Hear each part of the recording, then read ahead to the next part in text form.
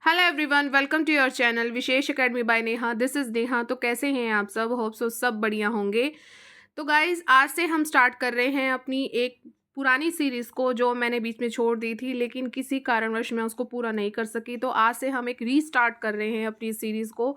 Series जो थी वो थी हमारी बीए थर्ड सेम आपकी हिस्ट्री की।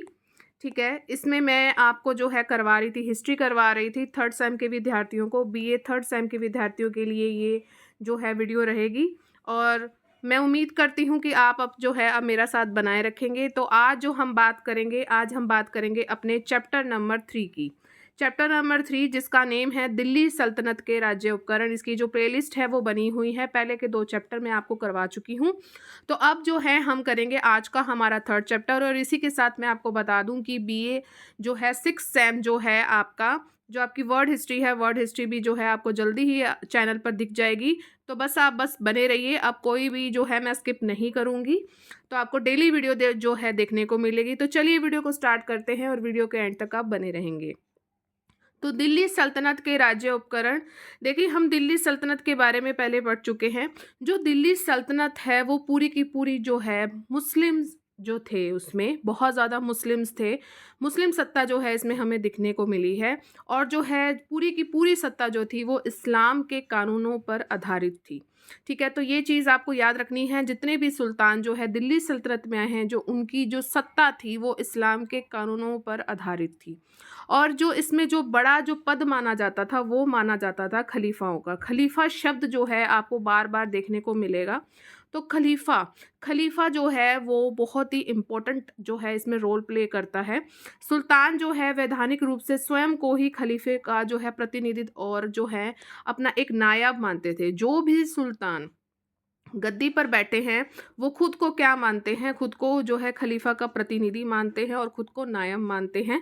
ठीक है, और उसके शासन प्रबंध में भी खलीफा का कोई हस्तक्षेप नहीं रहता था, क्योंकि इस्लामी नियमों के अनुसार सैद्धांतिक रूप से जिस प्रकार ईश्वर एक है, हम बोलते हैं ना कि ईश्वर एक है, तो उसी प्रकार जो समस्त इस्लामी समाज था उसका एक ही शासक है जिसका नाम है खलीफा। तो ये चीज़ आपको ध्यान रखनी है कि ईश्वर के बराबर जो है खलीफा को माना जाता है। और खलीफा कौन है? जो सुल्तान गद्दी पर बैठता था वो खुद को खलीफा ही मानता था। ठीक है, अब बात करेंगे हम थोड़ी सी आगे, जिसमें नाम आता है बलबन और अलाउद्दीन खिलजी का। बलबन और अलाउद्दीन खिलजी ऐसे सुल्तान थे जिन्होंने सल्तनत में राजपद की प्रतिष्ठा स्थापित की थी। और दिल्ली सल्तनत कैसा राज्य है? एक इस्लामिक राज्य था। मैं आपको स्टार्टिंग में बता चुकी हूँ कैसा राज्य था। एक इस्लामिक राज्य था जिसने क्या किया, अब इस्लामिक वर्ड आ गया है तो ऑब्वियस सी बात है कि हिंदुओं को तो इसमें क्या किया गया है, हिंदुओं को इसमें क्या किया गया है? नकारा गया है। और मुसलमानों की क्या की गई है? बहुत ज़्यादा पूछ की गई है। इसमें बहुत ज़्यादा जो है मुसलमानों को पूछा गया है। तो हिंदुओं को इसमें नकारा गया और मुसलमानों को इसमें बहुत पूछा गया है। ठीक है, और दिल्ली जो सुल्तान हैं हिंदुओं को उच्च पदों पर क्या करते थे? बिल्कुल भी नियुक्त नहीं करते थे, कि बिल्कुल उनकी उपेक्षा ही करते थे। उनको उच्च पदों पर उनकी नियुक्ति नहीं देते थे। उनसे जो है जजिया कर भी जो है एकत्रित करते थे। ठीक है, और बहुत ज़्यादा उनके साथ जो है भेदभाव किया जाता था। तो ये सब जो है हम पढ़ेंगे। और अब हम थोड़ा सा हम आगे बढ़ते हैं कि भारत में किस तरह दिल्ली सल्तनत राज्य का स्वरूप रहा है। नेचर ऑफ दिल्ली सल्तनत स्टेट इन इंडिया। जैसा कि मैं आपको बता चुकी हूँ कि दिल्ली सल्तनत किस धर्म पर आधारित थी, तो दिल्ली सल्तनत थी आपकी इस्लाम धर्म पर। ठीक है, और अगर इस्लाम धर्म आ गया तो वहाँ आप बेझिझक कह सकते हैं कि वो क्या था? राजतंत्रात्मक था। राजतंत्रात्मक मतलब राजा का शासन, बिल्कुल निरकुंश। निरकुंश कैसे कह सकते हो? कि राजा का ही जो है इसमें कहना माना जाता था। अगर राजा ने कह दिया हाँ तो सब प्रजा कहेगी हाँ, ना कह दी तो ना। तो राजतंत्रात्मक था। ठीक है, राजा का शासन। और दिल्ली के सुल्तानों ने भारत में एक ऐसे मुस्लिम राज्य की स्थापना की थी कि ये मेनली किस पर डिपेंड करते थे? जो ये थे इसके सुल्तान थे, दिल्ली के सुल्तान, वो धर्म पर डिपेंड रहते थे और सैनिक शक्ति पर। सैनिक शक्ति इनकी बहुत ज़्यादा मजबूत होती थी। अगर हम बात करें अलाउद्दीन खिलजी की, तो उसकी सैनिक शक्ति बहुत ज़्यादा मजबूत थी। उसके शासनकाल में जो था इनके जितने भी दिल्ली सुल्तान थे, इनके शासनकाल में जो इस्लाम राज धर्म जो है बना रहा है। सुल्तान अपने राज्य में इस्लाम के अतिरिक्त किसी भी और धर्म को बिल्कुल भी मान्यता प्रदान नहीं करते थे। वो कुछ भी, किसी को कुछ भी नहीं समझते थे, ठीक है। और जो ये मुस्लिम शासन था बिल्कुल पूरा का पूरा सांप्रदायिकता पर बिल्कुल आधारित था, ठीक है। सभी सुल्तान कैसे थे, जबरदस्ती या लालच देकर हिंदुओं को मुसलमान बनाते थे, क्योंकि उनको यूं था कि कोई भी हिंदू उनके आगे टिक नहीं सकता था। तो जबरदस्ती उनको कहते थे कि तुम जो है हमारे इस्लाम धर्म को अपनाओ, ठीक है। और जैसे कि है प्रत्येक सुल्तान जो है उनको कुछ धार्मिक कार्य करने पड़ते थे, ये आपको याद रखना है। जैसे कि क्या, ईद और शुक्रवार के दिन आपको नमाज पढ़नी है, धार्मिक कार्यों तथा निषेधों का विस्तार करना है और उनकी आपको सीमा निश्चित करनी है कि मान लीजिए कोई भी आप धार्मिक कार्य कर रहे हो तो वो किस सीमा तक जो है आप उस चीज़ को करोगे। दान करने के लिए, दान के लिए आपको टैक्स इकट्ठे करने हैं। इस्लाम की अगर रक्षा करने की ज़रूरत आ पड़े तो आपको उसके लिए युद्ध भी करना पड़ेगा। जो आपकी राजधानी है उसकी आपको रक्षा करनी है। इस्लाम धर्म जो है उसको आपका प्रचार प्रसार करना है। जितने भी विरोधी आते हैं उनका आपको नाश करना है। तो ये सब काम जो है एक सुल्तान को करने जरूरी थे। और सुल्तान के लिए कुरान को जो है स्वीकार करना भी जो है बहुत ज़्यादा ज़रूरी था, ठीक है। सुल्तान राजकोष में कुछ धन इस्लाम के विरोधियों को दबाने और इस्लाम का प्रसार करने के लिए भी देते थे, क्योंकि सुल्तान के पास ही वो खुद को क्या मानता था, मैंने आपको स्टार्टिंग में बताया है, खुद को वो खलीफा मानता था। तो खलीफाओं का जो काम होता था कि जितना भी है राजकोष उनके हाथों में ही होता था, ठीक है। और ये अपने राजकोष में इकट्ठा रखते थे। अगर कोई मुसीबत आन पड़ी तो विरोधियों को दबाने के लिए इनके पास इतना पैसा इकट्ठा होता था। कुछ एक धार्मिक कार्यालय होते थे, उनके नाम आपको याद होने चाहिए। जैसे कि है शेख उल इस्लाम, इस्लाम धर्म है तो शेख उल इस्लाम। सद्र, सद्र उस सुदूर, साथ साथ बोलिए, सद्र उस सुदूर, ठीक है। तो ये जो थे इनके कार्यालय थे जहाँ पर ये काम धाम करते थे अपना। और सुल्तान के नाम का खुतवा पढ़ा जाना, कलमे लिखवाना, ये सब जो है धार्मिक कार्य माने जाते थे। आप देखेंगे यहाँ पर जो सद्र उस सुदूर है, इसका कार्य क्या होता था कि इस्लाम के जो सिद्धांत है उसका सही प्रकार से जो है पालन हो। कैसे याद करोगे, सुदूर आ गया, सिद्धांत आ गया, ठीक है। तो इसलिए कह रही थी सद्र उस सुदूर का क्या काम है, जितने भी इनके सिद्धांत हैं उनका अच्छे से इसको पालन करना है या नहीं, ये इसके हाथ में था। वह मुस्लिम उलेमा, विद्वानों, धार्मिक पुरुषों इत्यादि को जीवन निर्वाह के लिए धन भी देता था। ये क्या काम करता था, ये मस्जिदें बनवाता था। और सुल्तान पर उलेमा वर्ग का भी बहुत ज़्यादा प्रभाव होता था। ये पॉइंट आप नोट कर लो कि उलेमा वर्ग जो था एक इनके पास, तो उसका इस पर बहुत ज़्यादा जो क्या था, प्रभाव था। मुस्लिम शासक और जो सैनिक थे युद्धों के अवसर पर जिहाद का नारा लगाते थे। वेरी इंपॉर्टेंट, जितने भी अगर आपको युद्ध दिखेंगे तो वहाँ पर वो ये कौन सा नारा लगाते थे, जिहाद का नारा लगाते थे, जिहाद का नारा। और मूर्ति पूजकों थे, जो जिनको काफिर कहा जाता था, उनको हराना ये अपना क्या समझते थे, एक तरह का एक अपना धार्मिक कर्तव्य समझते थे। 13वीं शताब्दी के प्रथम दशक में आपको उत्तरी भारत में दिल्ली सल्तनत की जो है स्थापना हुई। उसके बाद आपको जो है देश में बहुत ज़्यादा चेंजेस दिखने लग गए। जैसे तुर्क आक्रमणकारी निजी सिद्धांतों के प्रति अपनी निष्ठा और परिवर्तन को बनाए रखकर ही जो क्या काम करते थे, क्षेत्रों पर अपना प्रभाव स्थापित करते थे। आगे हम थोड़ा और बढ़ते हैं, अब इनके काम करते हैं, इनके हम काम पढ़ेंगे जो बहुत ज़्यादा इंपॉर्टेंट है, ठीक है। सल्तनत कालीन जो राज्य आपका चला है वो चला है, आपको डेट याद रखनी है, सन याद रखना है, 1206 से 1526। ये टाइम पीरियड पूरा का पूरा आपका दिल्ली सल्तनत का रहा है। चलिए इनके पढ़ते हैं हम कुछ धार्मिक राज्य। मुसलमानों की अगर हम बात करें धार्मिक ग्रंथों में जो शरा था, नाम ध्यान रखेंगे, शरा। शरा जो था वो प्रभु सत्ता का क्या माना जाता था, एक आधार स्तंभ माना जाता था। और शरा का जो आधार होता था, जैसे मान लीजिए शरा है, जो उसका आधार है, जो उसका बेस है, वो क्या है, वो है आपका कुरान। क्या है, कुरान जो है इसका क्या है, शरा का आधार है। अब इस सिद्धांत से प्रभावित होकर कुछ इतिहासकारों ने सल्तनत कालीन को क्या माना है, धर्म सत्तात्मक और धर्म प्रधान राज्य क्या है, इसको बताया है। इसमें क्या है कि धर्मावलंबित राज्य की मुख्य विशेषता है कि उसमें पुरोहित वर्ग का जो है शासन होना चाहिए। कहने का भाव क्या है कि अगर जैसे शरा जहाँ वर्ड आ गया है उसका आधार क्या है, उसका आधार है कुरान। अगर यहाँ पर इस चीज़ को नहीं मान रहे हैं, कुरान को नहीं मान रहे हैं, तो वो धर्मावलंबित जो है राज्य हो जाएगा। और वहाँ पर किसकी प्रधानता मानी जाएगी, पुरोहित वर्ग, ठीक है। अब पुरोहित किस में आते हैं, आपके हिंदुओं में आते हैं, ठीक है। तो दिल्ली सल्तनत को धर्मतंत्र बनाने वाले जो इतिहासकार हैं, ये सारे आपके इतिहासकार हैं, आपको ये याद नहीं रखने हैं कि जो है सब इतिहासकार एक चीज़ मानते हैं कि सल्तनत, पूरे सल्तनत काल में एक समस्त जितना भी प्रशासन था वो सब के सब किस पे था, इस्लाम धर्म के सिद्धांतों पर आधार पर ही चलाया जाता था। जितने भी धर्म उसके सामने आते थे उनके साथ ये क्या करते थे, पक्षपात करते थे। मोस्टली इतिहासकार इस बात को ये कहते थे। जितने भी मुसलमान थे वो गैर मुसलमानों यानी कि हिंदुओं पर वो बहुत ज़्यादा अत्याचार करते थे। और जो मंदिर है, अब मंदिर किसके होंगे, ध्यान से देखिए, मंदिर किसके होंगे, वो हिंदुओं के होंगे, है ना। तो हिंदुओं के जितने भी जो थे मंदिर थे उनको वो क्या कर देते थे, नष्ट भ्रष्ट कर देते थे। तो इतनी बात आपको समझ आ गई होगी। धर्मतंत्र राज्य में गैर मुसलमानों को द्वितीय दर्जे के नागरिक जो था माना जाता था। ठीक है, जितने भी गैर मुसलमान थे यानी कि हिंदू हो गए, उनको द्वितीय दर्जे के नागरिक माना जाता था। अगर उनको अपनी प्रोटेक्शन करनी होती थी, वो अपनी रक्षा के लिए मुसलमानों को कौन सा टैक्स देते थे, मैंने आपको स्टार्टिंग में भी बताया है। तो जजिया कर जो है ये टैक्स में देते थे। यहाँ तक कि उन्हें क्या कहा जाता था, उन्हें अहल ए जिम्मा भी कहकर पुकारा जाता था।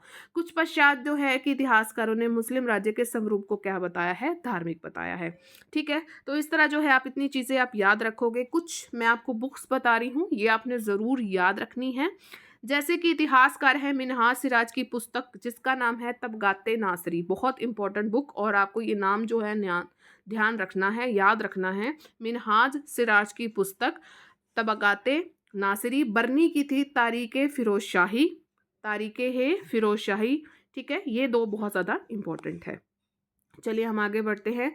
ठीक है, कि और क्या है इसमें, सैनिक के छोटे से पद से लेकर जो है क्या करते थे, ये जितना भी छोटा सा छोटा पद हो और जितना भी बड़ा पद हो, छोटे से लेकर बड़ा पद, उसमें सब आपको क्या देखेंगे, मुसलमान।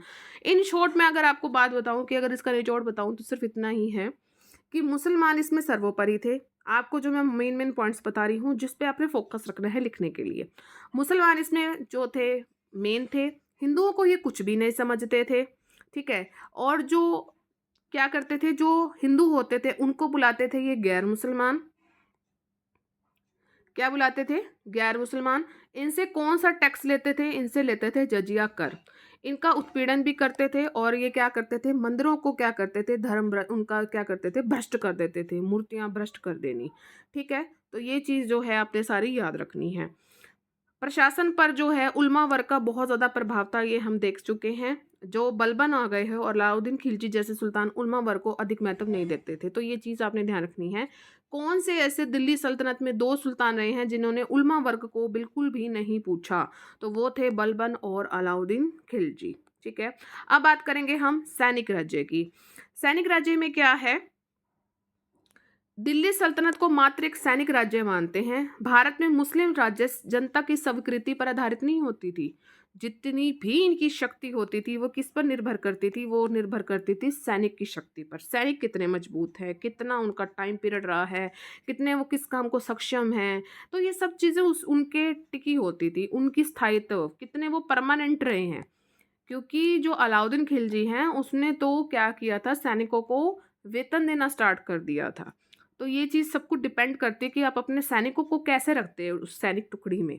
ठीक है, तो उसके स्थायित्व पर भी ये जो था सैनिक शक्ति पूरी तरह टिकी हुई थी। सुल्तान भी सेना के बल पर ही बनते थे, बिगड़ते थे, सब इन चीज़ों, सब इन पर डिपेंड करता था।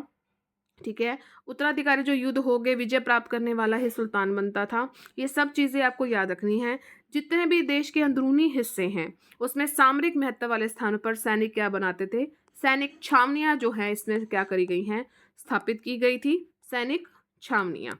दिल्ली सल्तनत कैसा था, मिश्रित था, ये कुछ ऐसा नहीं था। दिल्ली सल्तनत विदेशी था और दो ही कार्यों पर ये जोर देता था। ये आपको चीज़ याद रखनी है, दिल्ली सल्तनत कैसा था, विदेशी था। केवल दो ही कार्यों पर ये जोर देता था, एक तो था कि आपको टैक्स वसूल करने हैं और आपने अपने शांति व्यवस्था बनाए रखनी है। और इन दोनों कामों के लिए उन्होंने क्या करा था, जो सुल्तान थे उन्होंने अधिकारियों से और कर्मचारियों के साथ साथ सेना की भी ये सहायता बिल्कुल लेते थे। और अगर अपने उन्होंने अपनी क्या करनी थी, अगर आप उन्होंने अपनी विस्तार करना होता था, अपनी सीमा का विस्तार करना होता था, और विस्तार करने के लिए वो किसकी हेल्प लेंगे, वो लेगी सेना की, क्योंकि सेना युद्ध लड़ेगा तो अपनी सीमा का विस्तार होगा। बस ये चीज़ आपने याद रखनी है, ठीक है। निरकुंश राज्य था, बिल्कुल राजा का बेटा राजा, निरकुंश राज्य में ही वर्णन किया गया है। बिल्कुल पूरा दिल्ली सल्तनत निरकुंश रहा है, राजतत्व सिद्धांत रहा है, सब इसी पे डिपेंड रहे हैं, ठीक है। कूटनीति इसमें बहुत देखी गई है। बलबन हो गया, अलाउद्दीन खिलजी, मोहम्मद तुगलक, जिन्होंने जो अपनी मर्जी से जो है शासन करते थे। और ये सभी के सभी किस पे विश्वास रखते थे, वो चीज़ आपको याद रखनी है। ये सभी के सभी किस पे विश्वास रखते थे, दैवी शक्ति पर। ये देवी को जो है हम पर सर्वोपरि मानते थे।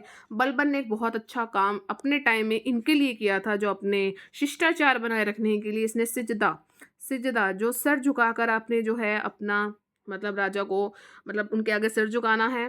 पाबोस बोलते हैं या पायबोस बोलते हैं, आपके पायबोस लिखा हुआ है, वैसे पायबोस होता है कि आपने सुल्तान के पैरों को चूमना है, तब आपने जो है अंदर एंट्री लेनी है। तो ये चीज़ कुछ इसमें थी। और इल्तुतमिश की अगर बात करें तो वो कैसा था, वो था सैनिक नीति ने शक्ति को दूसरी दिशा में मोड़ने में सहायता की थी, ठीक है। बलबन का विश्वास था कि राजा का पद ईश्वर द्वारा प्रदान जो है किया गया है। बिल्कुल वो अपने को ईश्वर जैसा ही मानता था कहीं ना कहीं। और वो निरकुंश राज्य की इसने स्थापना की थी। अलाउद्दीन खिलजी भी बिल्कुल बलबन जैसा था, वो भी निरकुंश शक्तियों में विश्वास रखता था। तो ये चीज़ आपको ध्यान रखनी है। हिंदू मुस्लिम राज्य था। दिल्ली कुछ मानते हैं कि भाई हम अभी पढ़ा हमने कि दिल्ली सल्तनत एक विदेशी राज्य था। कुछ इतिहासकार मानते हैं कि हिंदू मुस्लिम था, हिंदू भी थे मुस्लिम भी थे, ठीक है। लेकिन खिलजी वंश की अगर हम स्थापना करें तो उस पर उच्च पदों पर तुर्कों की जो है नियुक्ति बहुत ज़्यादा की जाती थी, ठीक है। और भारतीय मुसलमानों सहित विभिन्न जाति और वंशों के मुसलमानों शासक वर्ग में शामिल किए गए, ठीक है। और उनकी क्षमता और सुल्तान की पसंद के आधार पर ही की गई। ये बात हो रही है खिलजी वंश की, ठीक है। मोहम्मद बिन तुगलक ने क्या किया है, मोहम्मद बिन तुगलक ने भी रक्त की शुद्धता की संतान की बजाय योग्यता के आधार पर हिंदू और जो है अन्य धर्मों के लोगों को सरकारी पदों पर नियुक्त किया है। तो ये सब अपना अपना मत दे रहे हैं कि खिलजी वंश में कैसा था, ठीक है। खिलजी वंश में कैसा था, तुगलक वंश में जो है जो हमारे हिंदू भाई हैं उनके साथ कैसा सुलूक किया जाता था। तो खिलजी वंश में भी उनकी अच्छी मतलब कहेंगे कि सीख थी, अपना राजपाट था, और तुगलक वंश का भी था। तो इस तरह कुछ इतिहासकार ये मानते हैं कि सल्तनत राज्य को आप हिंदू मुस्लिम राज्य भी कह सकते हो।